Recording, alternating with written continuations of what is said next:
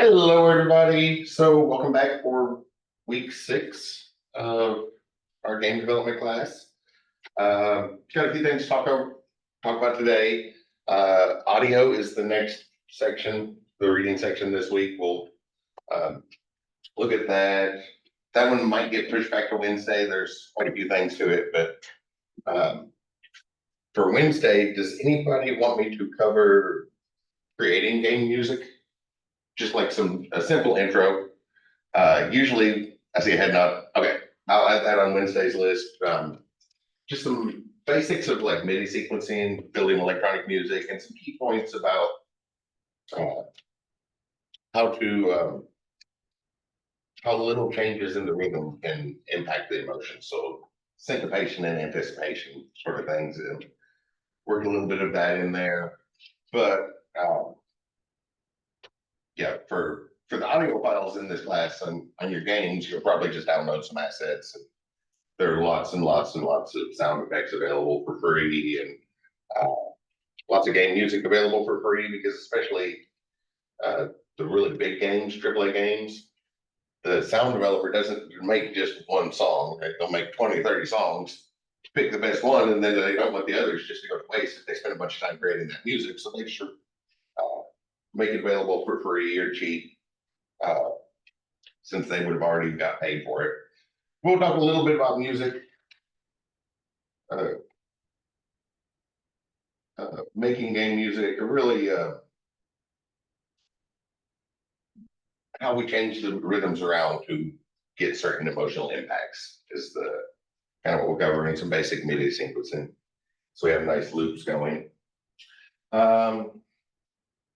How is the full simulation going? It's a little bit of a different game, right? It's trying to do an accurate simulation of the world as opposed to our normal character running around, jumping on things, and we get a lot more freedom. I don't see anything popping up in the chat.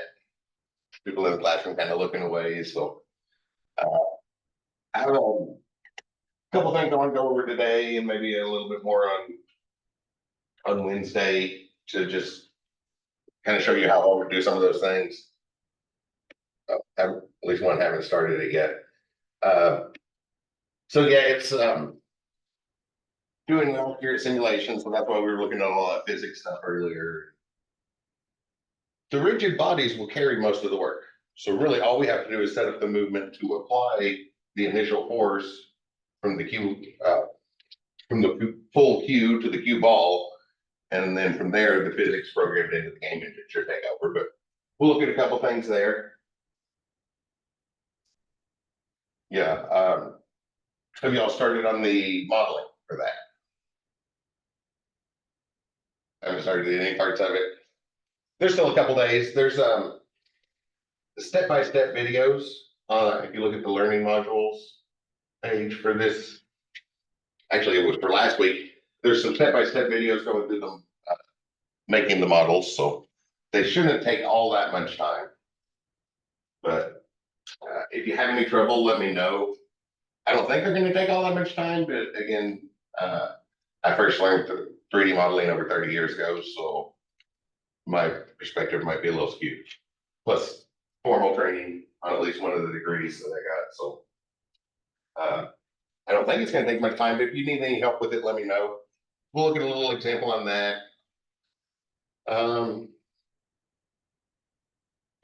Look at a small example on saving game data. Talk about that some. That was last week's reading assignment, but we're not actually doing that in the game until preparing the next game. The one that actually starts next week, but it's the next group project. So I did already put the groups together. If anybody wants to reach out and start communicating earlier, instead of trying to get it together at the last minute. That was something somebody had asked for, saying that 3 weeks on the group projects might be a little bit better. That way there's a week for the group to meet each other and gel and figure out how you're going to communicate, and then 2 weeks to make the game. But the groups are there if you want to start communicating about that. And with group work, last Wednesday, I'd ask everybody to kind of think of something. uh, to share today. So what is one tip that you have that would make group work go a little bit better?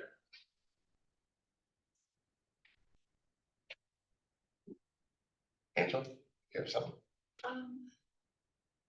Yes, but let me organize that real quick. Okay. You got something, Josh? Just what you said the other day. Early starts, get in on it. So how about y'all on the Zoom? Feel free to unmute, speak up, or throw something in the chat.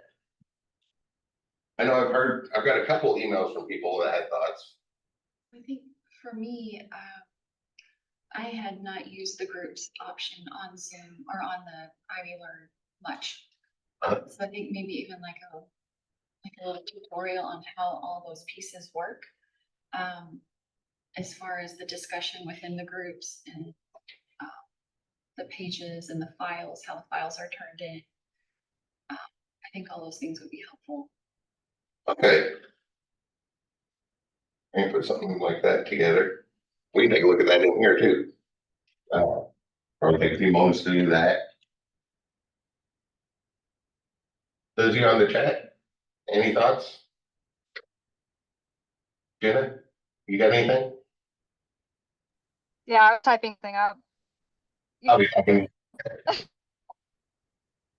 I truly believe that we should only have one group project and have that span 3 weeks versus having 2 group projects in 2 weeks spans. I just think it would be better in terms of being able to work together with people and then also not having to bounce between just 2 separate groups of people.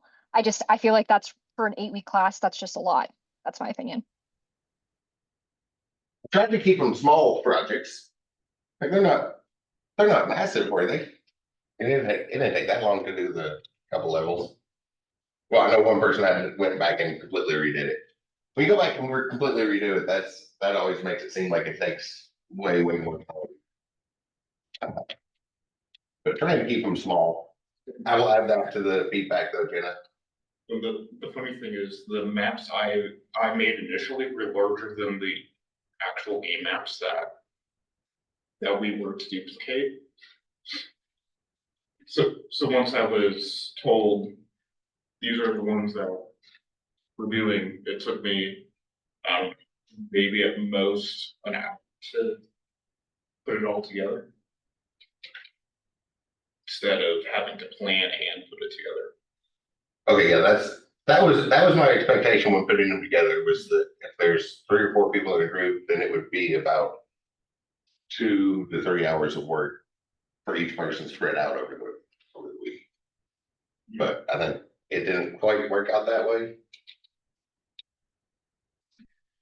Any other thoughts from Zoom? Evan, Justin? You have anything to share? Tips that would make group work go a little bit smoother? The class here, and I'm making the Ivy Online show, so that's the big thing is all the people that are doing this class asynchronously online starting in the fall want to make sure they have some good tips, things. Okay, your project went really well. From other group work, have you encountered anything that might make a difference?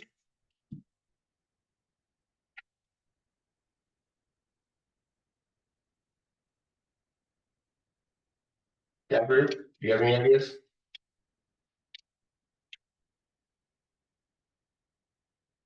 I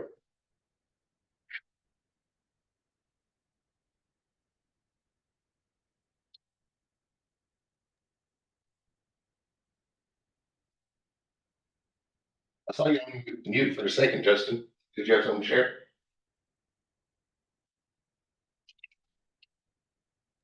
Maybe just a bit more of a rundown on how GitHub works and how to properly upload something to it. Or upload something to a branch, at least. That makes a lot of sense because yeah, when we did cover the GitHub stuff, it was sort of the individual projects. It's a little different. Oh yeah, because you had to reset yours at one point. That's usually something we hope never happens with version control. But it does show up occasionally. And the nice thing about GitHub is we can just we can go back to any of the earlier steps. Being the one to start as the initiative can help kickstart the group. Yeah. It's that shows up a lot in classrooms, right? When there's extroverts, at least one extrovert in the class, the introverts tend to talk more as well. It sort of initializes everything. But yeah, just being, thank you, Martin, being the one that steps up and kickstarts everything off. Using Get with Go is kind of confusing. Sometimes it might be helpful. Yeah, there's quite a bit to cover. Or maybe as far as like tips for groups, alternate ways of sharing files. If GitHub's overwhelming or any type of version control system is overwhelming, maybe come up with another way that you and your group could share files. Just a simple Google Drive where there's like one folder and everybody's using that. But that would tie back to like what Marcus said, the kickstarting the thing.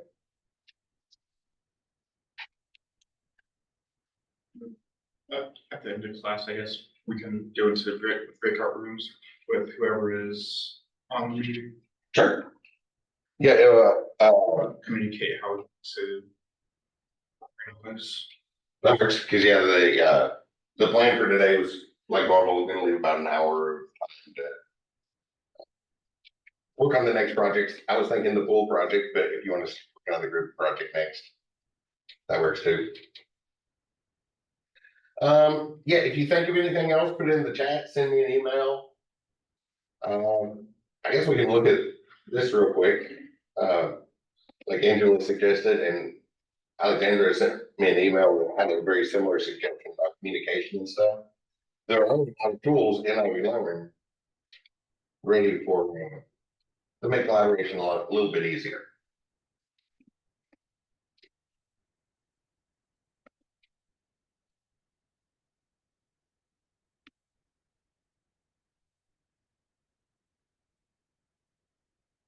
Was anybody looking at the discussion board this week? Discussion board this week is creating memes. Hopefully a little more fun than some of the regular ones. The one last week, there was some great comments on there.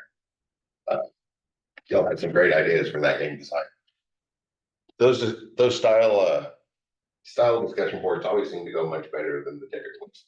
But this week, creating and sharing memes. So we'll go find one. Check like our programmer humor on Reddit or whatever site you normally go find memes. Something funny or insightful. I updated the instructions in the Ivy Online shell, but I didn't come up on this one. If you're not feeling comfortable with humor when you make your own, maybe just an observation or something insightful. It doesn't necessarily have to be a funny one, but something that seems like a real picture and add some words to it. Have fun with that one. Hopefully it'll be a little more interesting than the typical discussion boards. So it's only the memes the one that was made and then make one. Yes. Yeah.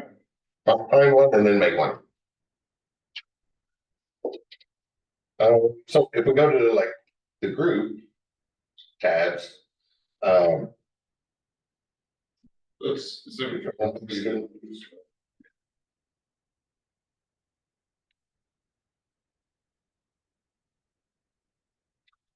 I guess I don't have student view on that page. So there's some other buttons that I'm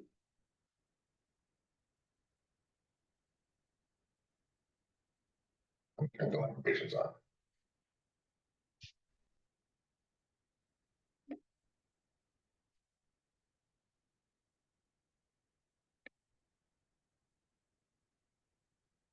There's another thing here that might be helpful. Enable that and then move that. So next time you're on Ivy Learn or if you reload the page, you should see a blue link for collaborations. Yeah. So, Yeah, I was thinking y'all already saw it. So whenever you're working in groups, you can start, automatically start Google Docs and spreadsheets and presentations. Mostly it's that stuff. Bring in other apps, but it has some tools to start collaborating. And if I'm you as a student and go here.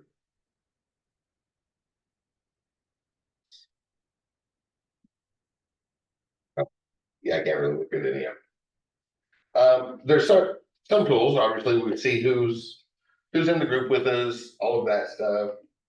The collaboration tool might be a little more, have a few more useful features. And the inbox also is set up to work with the groups. So this will go with what you put in the email, like Alexander,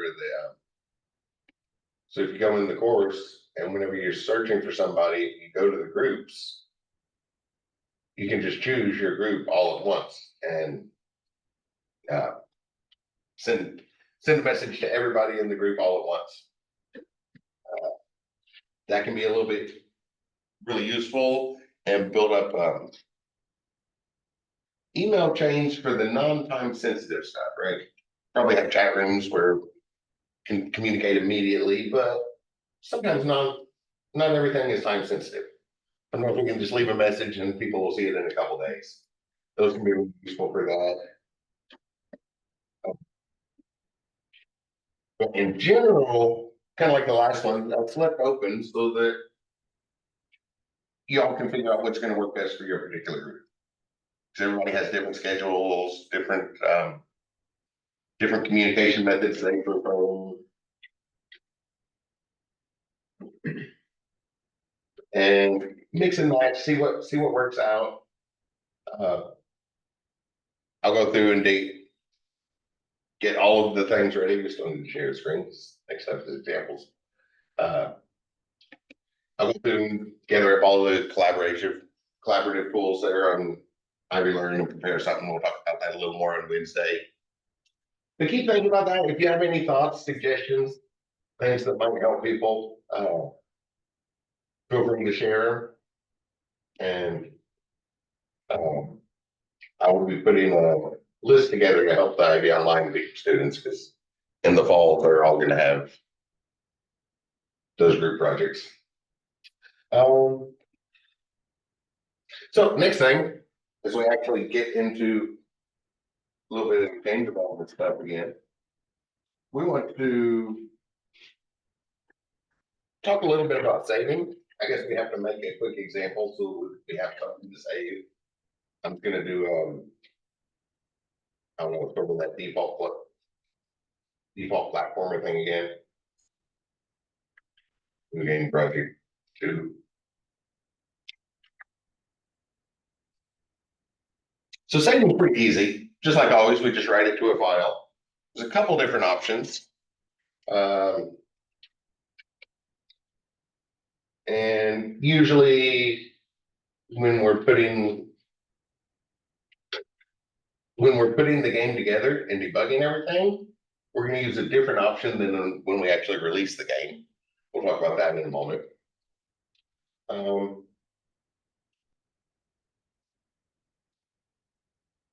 I'm just going to make a new 2D scene.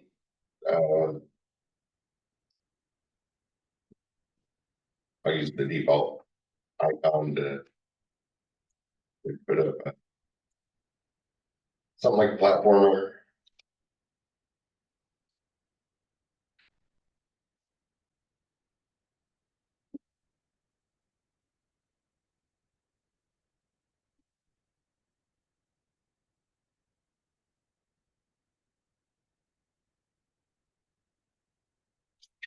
There we go.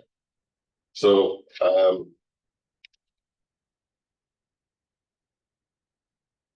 not much going on in this game. We need some sort of data that we can save. I'll probably need some collision shapes for something to happen, right? All things we've seen before. Grab this. Have a blended shape, and as always, got our logical body, our graphical body, and the physical body. Let's put a box on.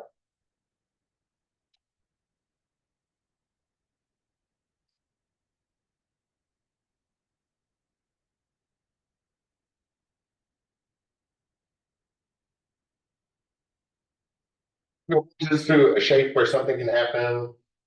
Guess I should probably make this a static body before things actually start happening here.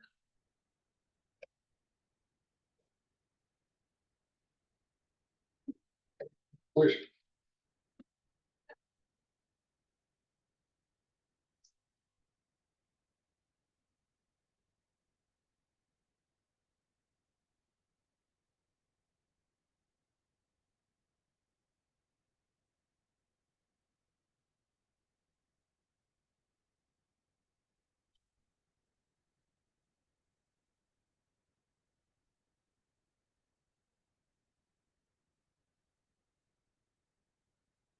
All right, we were just getting started into an example about uh, saving our game data. So a regular trivial platformer here needs something with data, maybe experience points or hit points for the character to go up. Jump counter, Hmm? jump counter. Yeah, something like that. Just a click counter, something we would have some data that we could save. And we just talked about like tips for group work, Brian. So if you have any tips that you think would be helpful for distance group work, whether it's in the Learn Anywhere format like this, and we're spread all across the state, or for asynchronous online classes, feel free to share them in the chat. Let's see. So, can we change the color of this? Ebook color is the color of the collision box, if that's what you're looking for. I was wanting to try and change the tint on the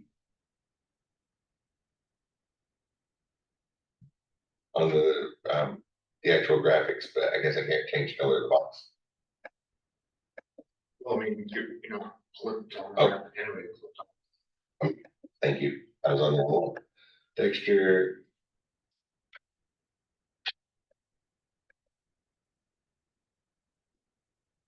I don't think I can change that one. Well, that'll be okay. You can just do like a click counter or something. I'll add a little script to it.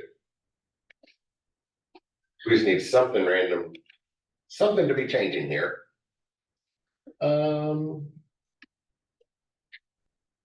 see that okay? Screen.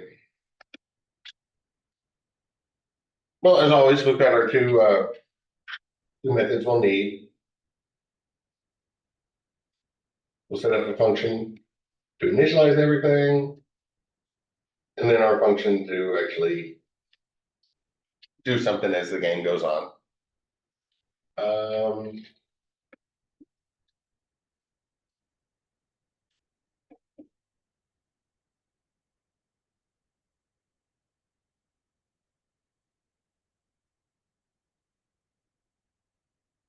Let me set up a couple variables to work with. So maybe we got like a role playing game. That's one where we'd save a lot of things, right? We're gonna have some hit points, a floating point number. We'll start out at 10, and that we just set some random numbers, maybe have them go up and down over time, and then reload with the same. Our experience points. Again, maybe these should be integers instead of floating point numbers. Very little experience. Magic points. Start off at 0, they have to earn that in the game. Typical role-playing game start setup, right? We're gonna start with almost nothing. Guess we can add it to the screen somewhere. Let's put a, I mean, to me, HP being a what makes sense. Because something like this, able to deal with full damage. Yeah, I was probably just gonna put a random number somewhere. Like every time we click, there's a random chance one of those numbers will go, the hit points will go up or down. Um, the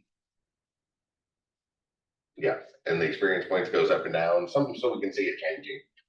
That's all we really need, so in order to cover saving, that's what we actually wanna look at here.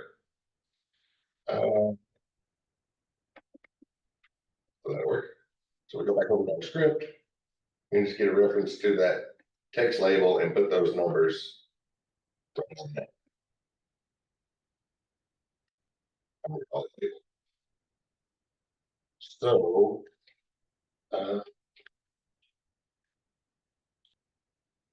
because we don't have a whole lot of initialization to do.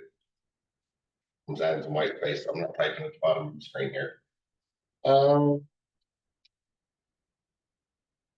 Guess we can do it on each press, so.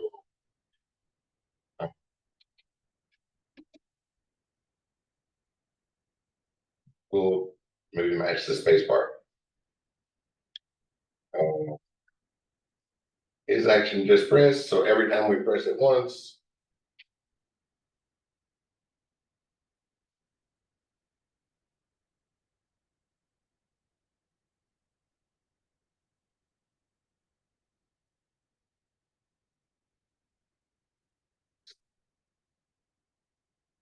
I think that's space bar, might be in it. Probably should have took a moment to go assign those names, right? If you want to take a second and go find a meaningful name for a key press. We've seen that a few times. But every time we do it, we'll just kind of randomly change the numbers.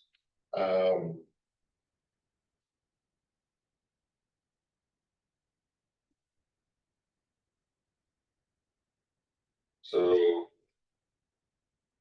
random integer. Have we talked about random numbers yet in this class? I don't think we have. Okay, so oh, like always, let's check the user manual for the game engine we're working with. Random number, Godot 4. Google is already predicting what I'm going to look at every time.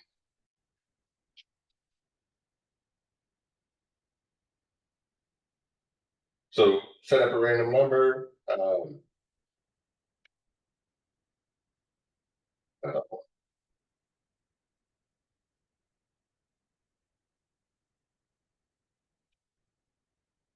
Here we go. So we call this method the initializes everything somewhere in the initialization function. So we will have some setup. Let's call this randomized function. And as you can tell from that one that I accidentally clicked on first, there's more than one way to do it. This is the one I prefer. And then once we have random numbers, we have a couple of methods. So random integer, and they just chose the syntax here. It looks like modulus 50, like we're dividing by 50, but whoever wrote that particular function decided that's the way we would input the numbers we want. So you can see non-inclusive 50, so 50, 0, 49, or go to 51 would give us 0 to 50 and then offset it by 10. So we can do things like that. That's the two I had in mind. So we'll take a rand, create a new variable. I'll call it, and it's a random integer.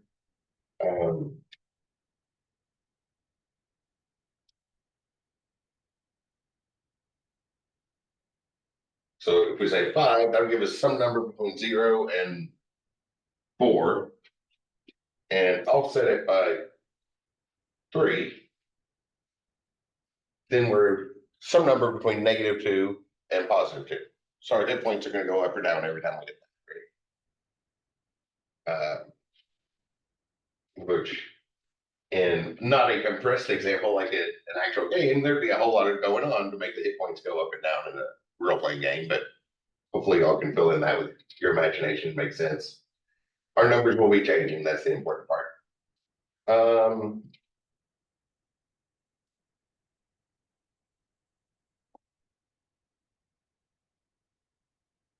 Lots of experience. Arena manager, Mach 50. And then if that's bigger than, say, 45.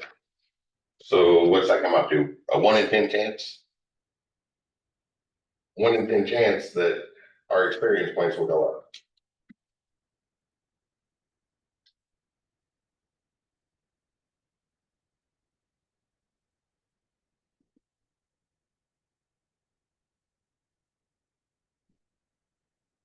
Pick our hit points, and we'll increase or decrease them by whatever that random number we're taking as experience points. Those I put here, oh, match points. Again, some random number. Make this one a little bit bigger, so 50 again. But then if magic is bigger than 48, so 47.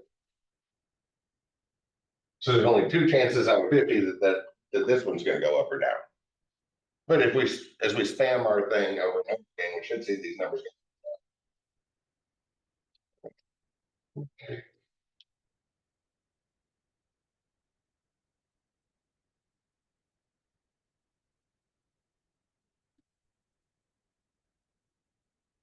Hopefully we'll see them go up and down. And then we can just put them on the, actually probably bring us, build up a string first. We could type it all in one line, but that might get a little bit messy when we try to put that in there with line breaks and everything. So let's build up a string to just put all of this stuff on the screen. Alpha, I'll start with a blank string and then just start concatenating things to it. So maybe the label HP plus whatever our hit point variable is holding.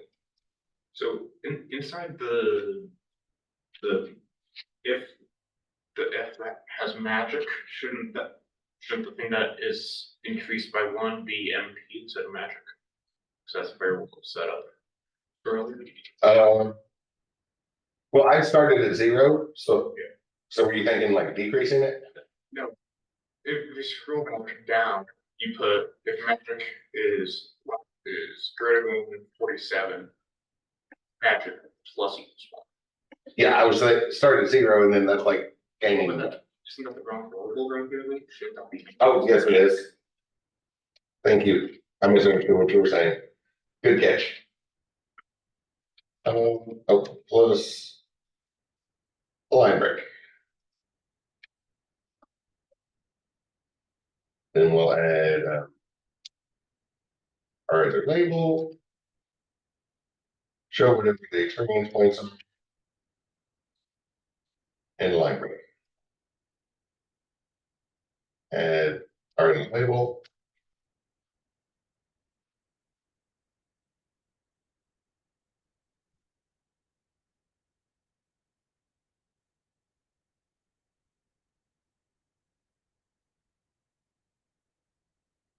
Well, we can just add that to the screen, right? Our label attribute has a text property. Remember, if you ever can't remember what it is, we can just right click it on the GUI here and copy the property add. Paste that in there, and then that's going to be an output string we just made. So I think when we run it, we should see those numbers. And when we hit the enter key over and over again, or the space key over again, we should see the numbers change.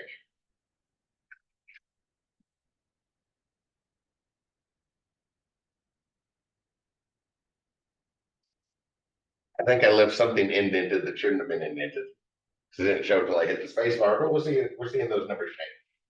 So a change in data for the game, so we should be able to save it. This we want to happen every time, no matter what. why I like the curly brace languages a little bit better. You can definitely tell when you're finished with something if there's a symbol there. It's hard to see the white space at times, but does make it a little bit easier. So there's our starting point. Hit points went down a little, experience going up. And we're constantly getting changes, but in most role-playing games, people are gonna play for a while, right? They're gonna play until they can't play anymore, step away from the computer, and they wanna come back to the spot they were in. They don't wanna start over from scratch every time. So that's where saving comes in. And things are basically built in here, ready to work. Ready for it to work with. If I can find it, did I go wrong? Oh, Put it on 15 years, actually. hmm. Oh, okay. Some game engines will allow it, but most you're restricted to just one script per object. Why is it limited to the text? Doing any of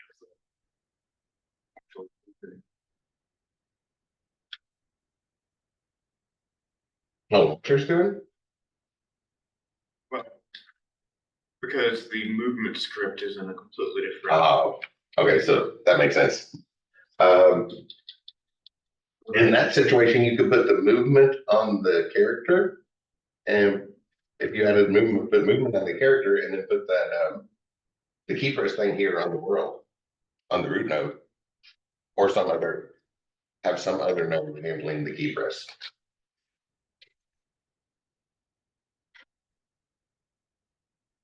Although in this situation, you would probably just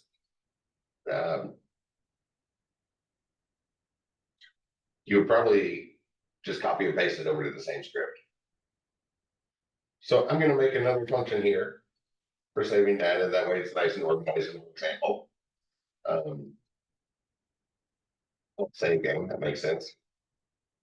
And we'll figure out a good time to call it in a moment. So first thing we always want to check is to make sure that our file exists.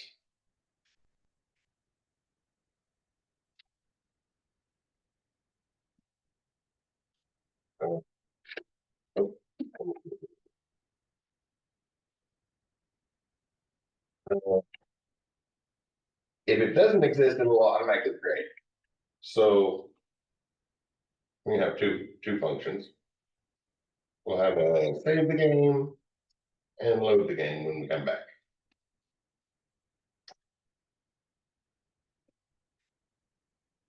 We're just gonna check and make sure it exists, but that is worked in for us on the writing. So for writing, if it doesn't exist, it's just gonna create it. If it already exists, then it'll either overwrite it, append to it. Yeah, that's kind of our two options, right? We open it for read. We can read files, append or add extra things to the files, or we can overwrite whatever is in the file. So the standard for all the standards for file writing.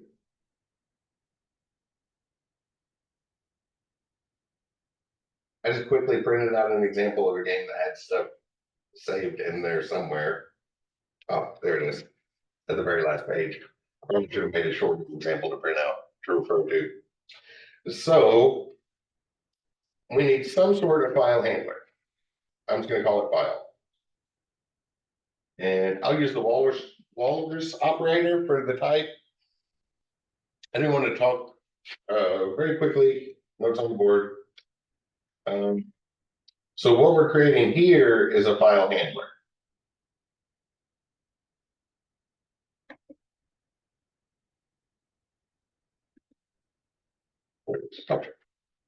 So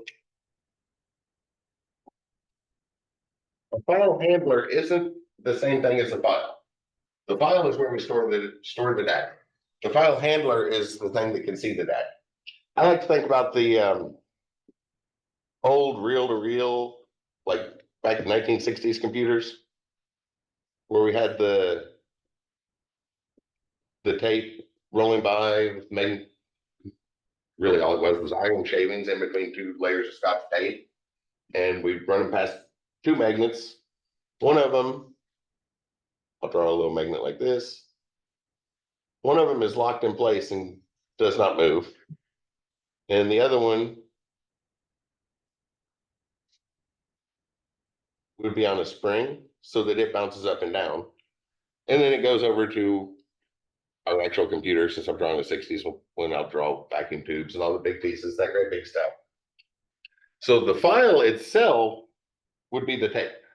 That's where the data is stored. That has all of our binary code or human readable format of the actual information we want to get.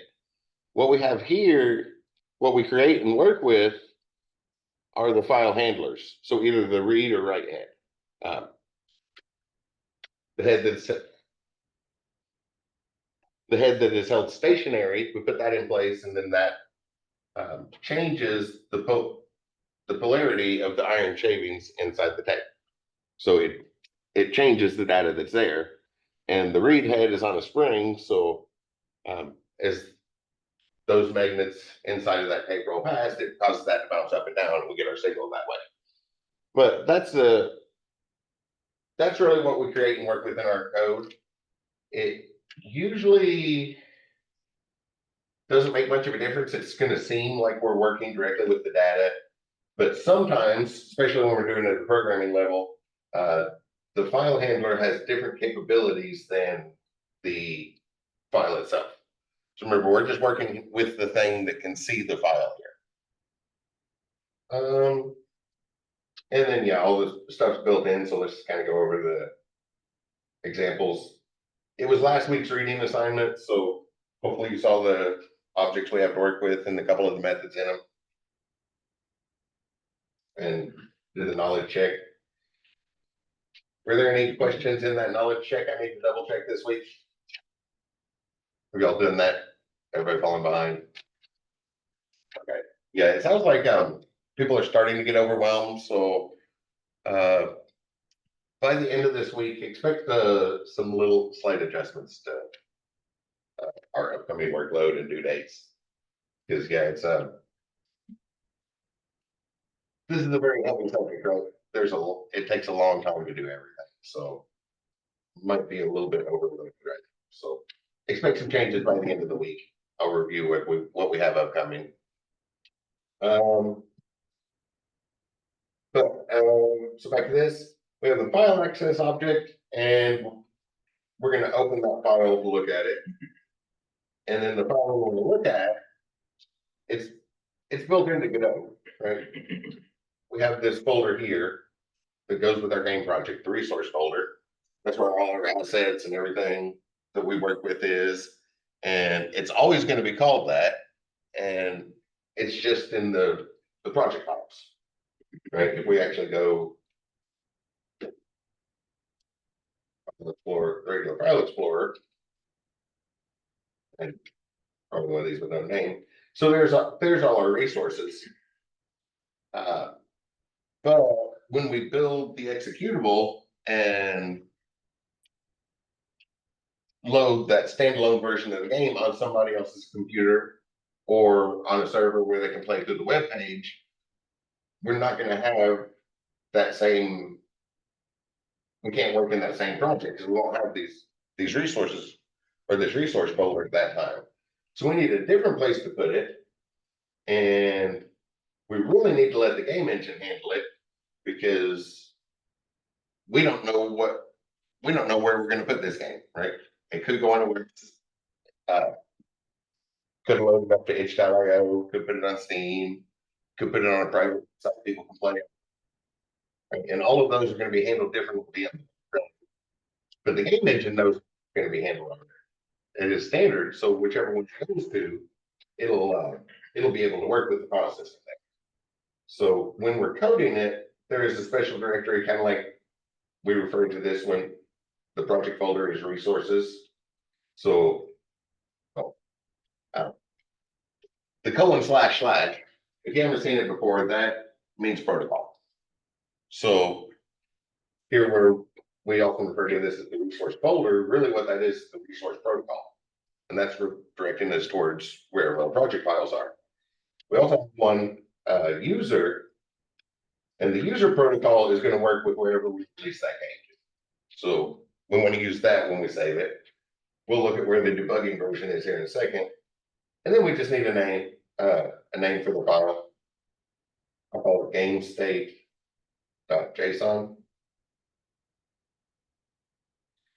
And then how are we accessing? So we'll go back to a file access object. And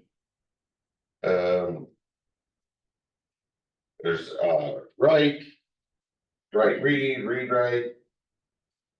Well, really, it's our main three. Read.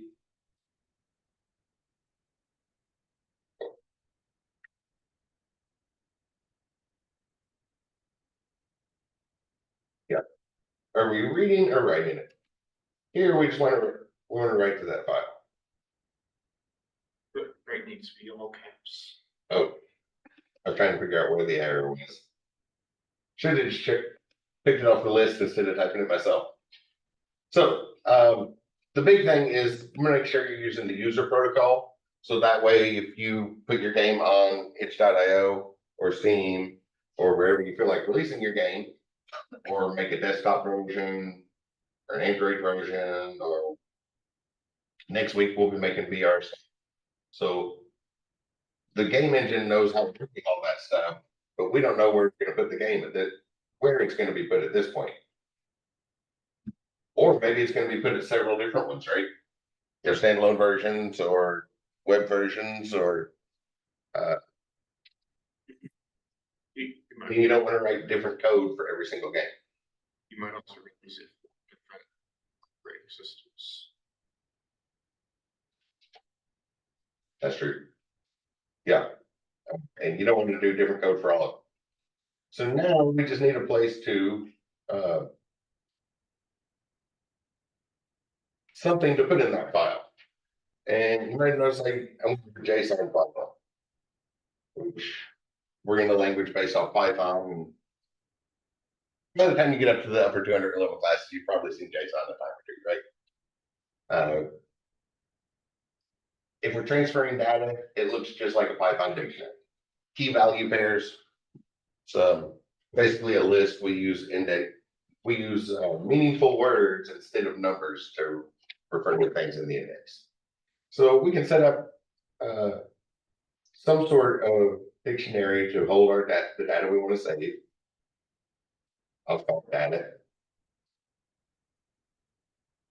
And then our syntax, we have curly braces, and each one we get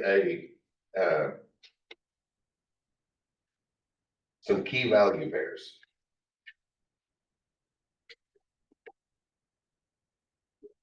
And some games actually have their settings in a JSON file, so some people want to be familiar with it. Oh yeah, yes. I'm gonna go with that. I don't know that here in just a second. Or since you brought it up, do you know of any drawbacks to that? Great, someone can use that to cheat in the game if they don't. Yeah, that's it. Like in Minecraft, for example, if you set up a world with commands off, if you don't open it to land, you can just pull up the JSON file and change the game mode for that world to creative. If you wanted to. Yeah. So that's a problem. We're writing this in human readable form, which is important when we're debugging our game, because we might need to read it from time to time. But if it's in human readable form, it's just a text file. A player could just go in there and type in whatever number they want. The next time they open the game, that's going to be their new score, whatever they typed in. Does this syntax look familiar for a dictionary? Everybody seen that? See if it shows up in the SDEV class. I haven't taught that in a couple of years. But now we have that in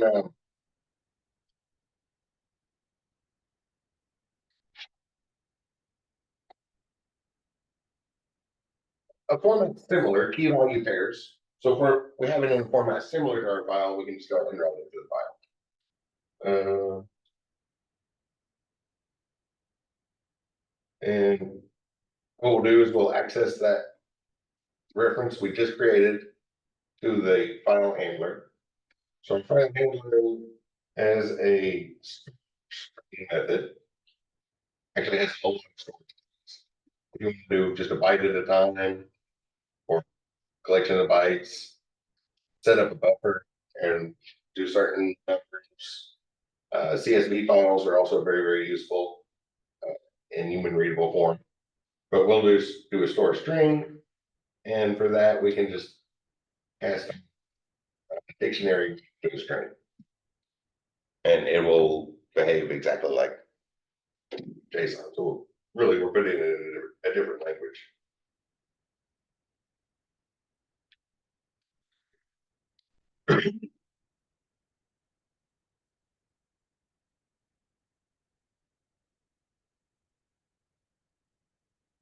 I started typing the next line. What's the last thing we always want to do when we're writing a file? Because I'm sure at some point in everybody's life, you went and started to type and the cursor wasn't where you thought it was. You have no idea where it's at. Usually we catch it pretty quickly and make any corrections, but the computer won't do it. So if we leave this file open, the cursor is still there, and the computer is not going to stop doing stuff in that file.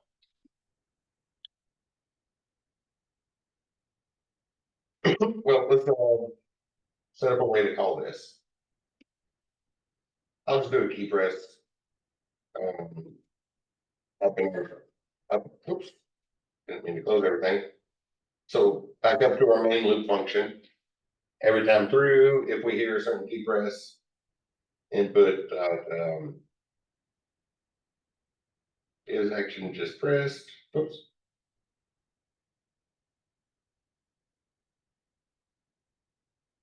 Use the page down key. That's whenever we're ready to save the file, just hit page down. But again, we've seen how to clean up those inputs, give it meaningful names, and assign it to whatever key we want on controllers or multiple keys. That way we have controllers and keyboards and touch screens and all that different options. So whenever we do that, we'll just call that save game function. Hopefully no real surprises there.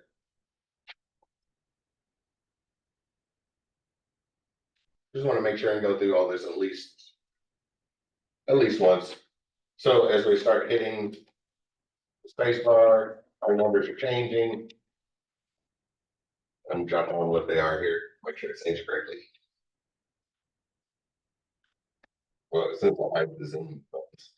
Okay, so got -21, 32. All right, play the role-playing game for a while, then have to get up and go get dinner or something, so time to save the game. When I page down, it should have saved that file. And for debugging purposes, where it goes is in our user account. So if you go to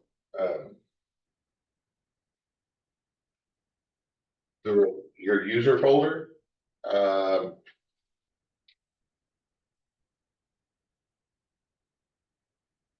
it's a different place on the map. Let me do the PC one first. So you go to your user folder, and you'll need to turn on hidden folders, because in app data under roaming is where all the background information for Godot is. And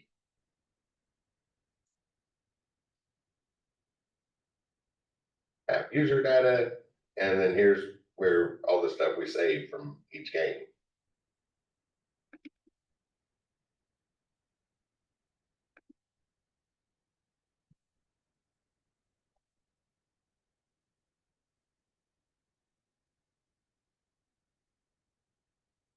There should be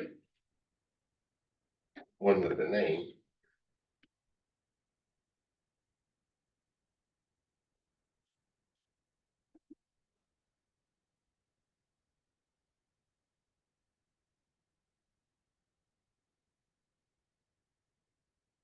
and save it.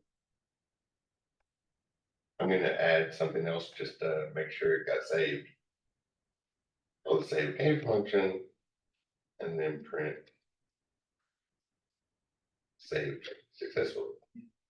That's actually interesting. I have the file open in VS Code and interacting with the game, and then having it saved automatically updates the file. So I can see it in real time.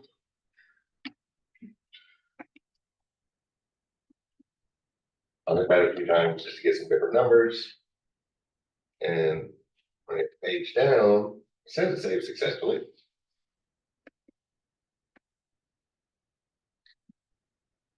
Maybe I should have given it a better name.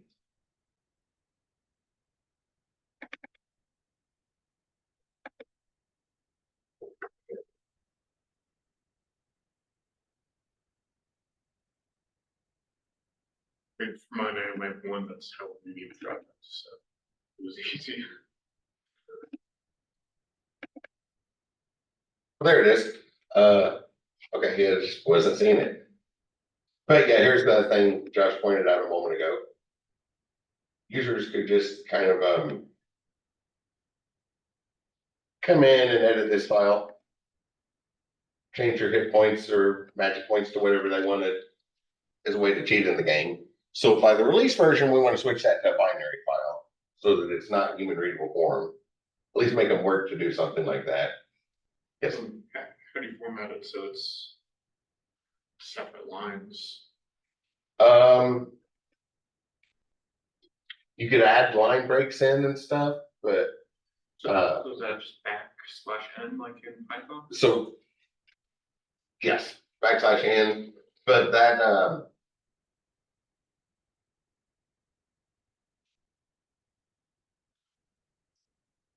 those would then cause problems whenever you go to read it from the file. Are you reading it in Visual Studio Code, VS Code? Yeah. So there's a plugin for pretty print of JSON. Look for pretty print plugin. That's the one that does all the line breaks and indentation. Otherwise, putting them in there manually can cause problems when you go to read it back in. See what the text editor do to the formatting.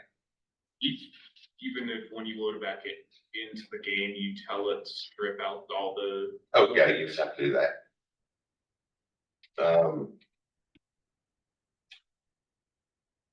Yeah, so instead of just casting it to a string, you would just set up the formatting and build the string up, adding line breaks.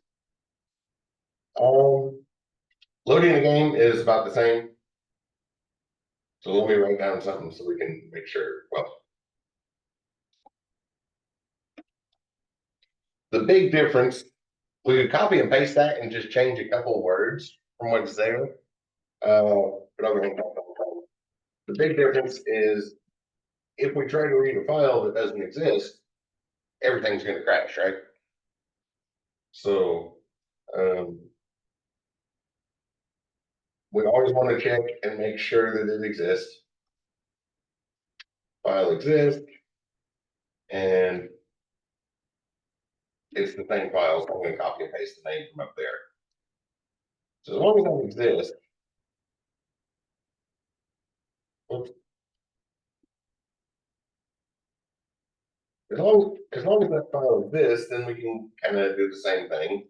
We'll create a variable to reference a file handler, the thing that can see our file, and it's still file access dot open. Same file. This time we're going to open it for read mode.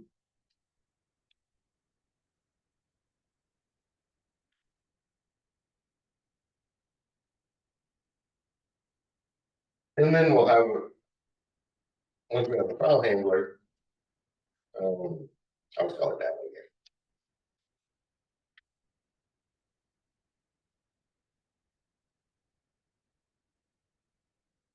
Since we know it's written in JSON, we can just parse. There's an object and we can parse the string file dot get. Well, if I type get, you can see here from the predictive text, all of the different ways we had to write it to the file, we have a method for getting it. So you just want to use the same one or the equivalent one that you use. So we use store string. So we want to get text. Get as text. I don't know why they didn't call that get string. That would make a lot more sense.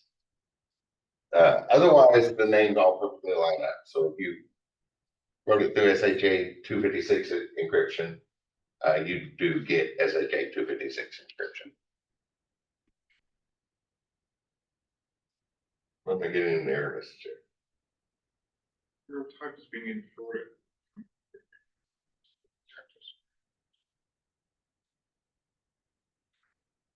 I guess wanting what variable type you want data to be. Okay, yeah, I guess it can infer it.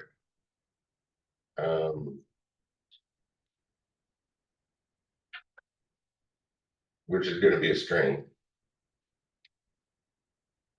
Is it spelled out? Okay, so I guess it couldn't infer in that situation. I'm not sure why. But then once we have it, we can load it back in.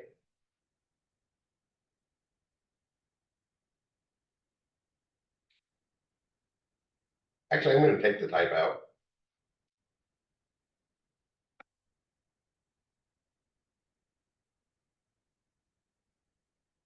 And then just check it. So if data is dictionary,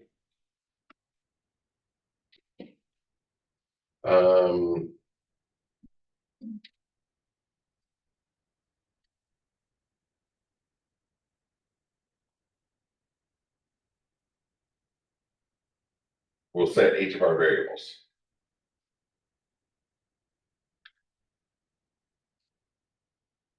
Does that make sense?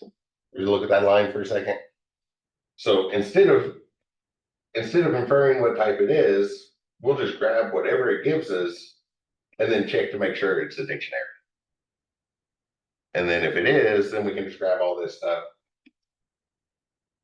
I'll do it in the same order. Data. Whatever is on the HP key. And the magic points will be assigned whatever is stored in that key.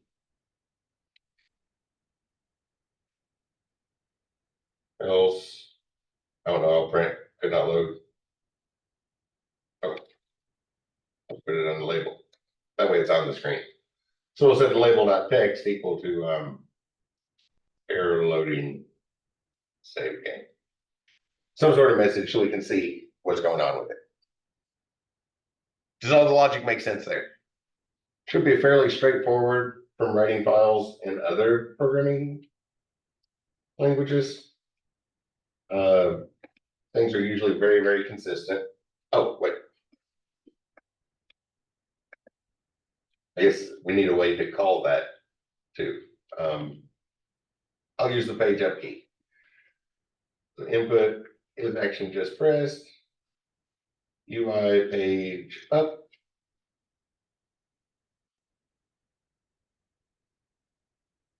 We'll call the load game function. There we go.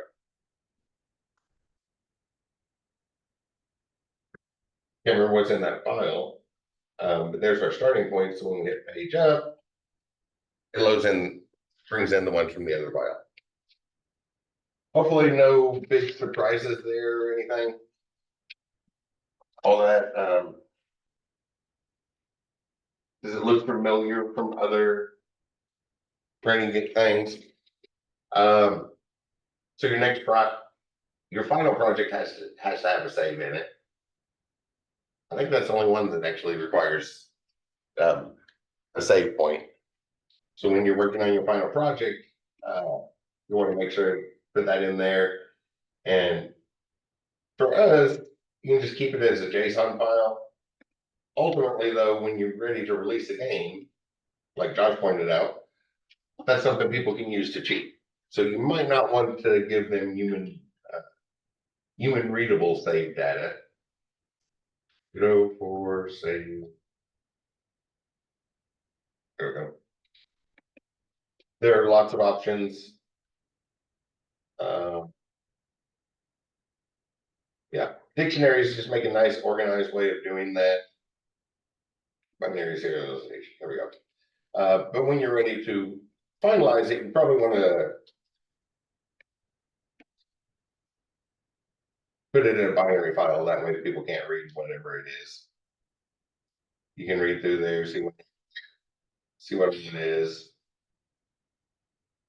And we can save all of our stuff explicitly. You can see all these different types, what they turn into, how we write the numbers. But you have I'll search again.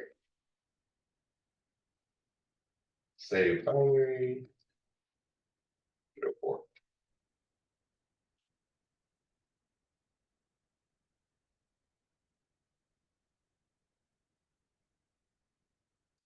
I bet this has it.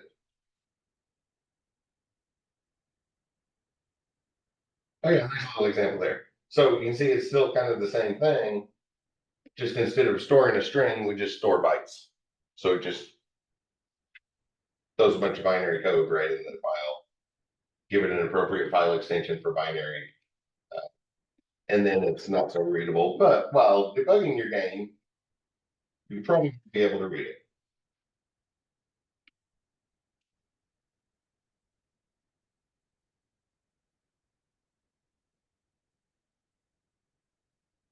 That was all I had to go over on that. Does anybody have any questions about saving, loading data? Should be very straightforward, almost exactly what you've seen in all the prerequisite classes, because they're very consistent. The only difference is the particular object and function names we have in this game engine, the language we're using today.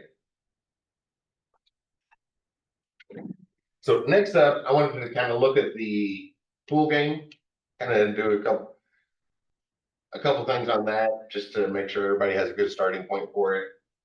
But we can probably take a quick break first, right? 10 minutes sound good? And then we'll get back to that. So my laptop says 2:09. Let's take 10 minutes and we'll get back to it at 2:19. So